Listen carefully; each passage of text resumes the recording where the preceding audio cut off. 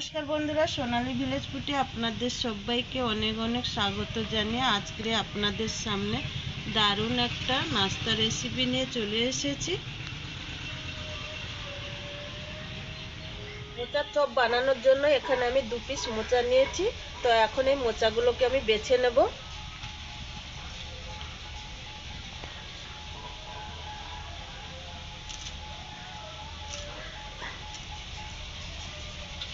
আর একটা পাত্রের মধ্যে হলুদ জল করে রেখেছি, সেই জলের মধ্যে ফেলে দেব। মোচার কিন্তু এই ভেতরে দুটো শক্ত অংশ থাকে, এই শক্ত অংশ দুটো ফেলে দেব।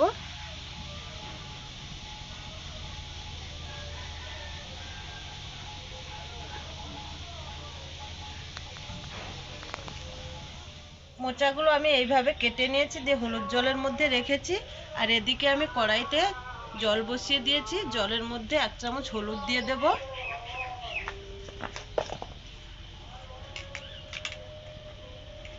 এবার এই যে হলুদ জলে ভিজানো মোচাগুলো, এগুলো আমি গরম জলের মধ্যে দিয়ে দেব সেদ্ধ করার জন্য।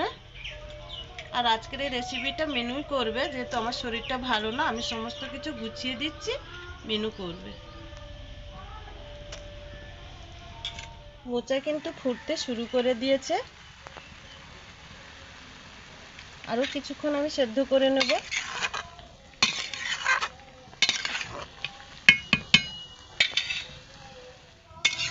এদিকে মিনু খুন্তি দিয়ে নেড়েচেড়ে দেখছে মোচাটা কতটা সেদ্ধ হয়েছে। সেদ্ধ হয়েছে না? হ্যাঁ, একটু বাকি আছে। তো আরো কিছুক্ষণ হতে থাকুক।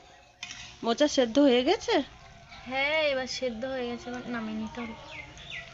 মোচা এমনি না সেদ্ধ করেও রান্না করা যায়, কিন্তু সেটা খেতে একটু কষকষ মতন লাগে। এইভাবে সেদ্ধ করে রান্না করলে কষ আর লাগবে না। মোচা কিন্তু আমার ঠিকঠাকভাবে সেদ্ধ হয়ে গেছে। এবার আমি উনুনের থেকে নামিয়ে নেব। উনুনের থেকে তুলে এনেছি, এবার একটা ঝুড়ির মধ্যে ঢেলে নেব। কষ জলটা বের করিয়ে দেব। মোচাগুলোতে একটা ঝুড়িতে জল ঝরানোর জন্য রেখে দিয়েছিলাম, এখন মিনু ওইগুলোকে হাত দিয়ে চেপে চেপে তুলে নিচ্ছে।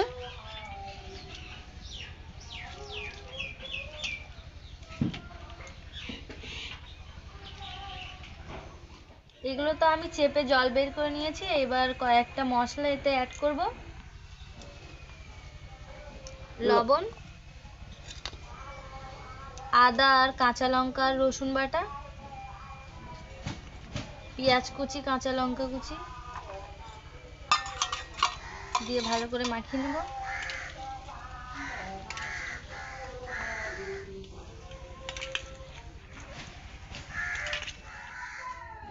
এবার দিয়ে দেব হলুদ গুঁড়ো 2 চামচ, লঙ্কা গুঁড়ো 2 চামচ দিয়ে আবারও ভালো করে মাখিয়ে নেব।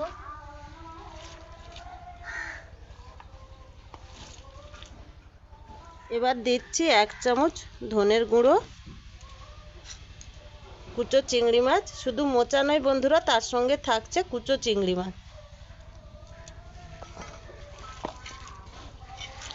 ধনে পাতা কুচানো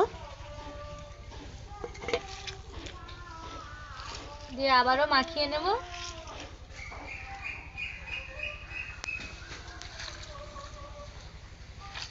সবকিছু মশলা আমার মাখানো হয়ে গেছে। এবার দিয়ে দেব বেসন,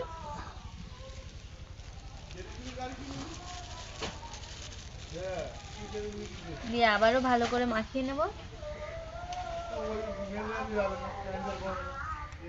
সবকিছু আমি ভালো করে মাখিয়ে নিয়েছি। এইবার দিয়ে দেব আতপ চালের গুঁড়ো। আর আতপ চালের গুঁড়োটা দিলে এই চপটা খেতে খুবই ভালো লাগে আর মুচমুচেও হয়, খুবই সুন্দর।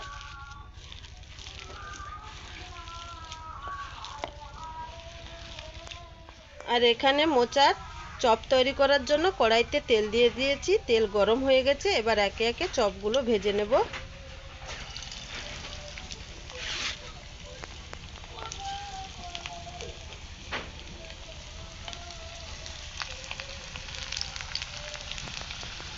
মোচার চপগুলো উল্টে পাল্টে লাল লাল করে ভেজে নেব।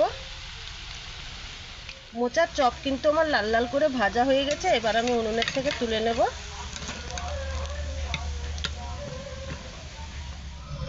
বাকি মোচাগুলো আমি একইভাবে ভেজে নেব। বাকি মোচা আর কুচো চিংড়ি কড়ার মধ্যে আমি সব দিয়ে দিয়েছি, তো একইভাবেই ভেজে নেব লাল লাল করে। মোচা চিংড়ির চপ আমার রেডি হয়ে গেছে, এবার আমি কড়া থেকে নামিয়ে নেব।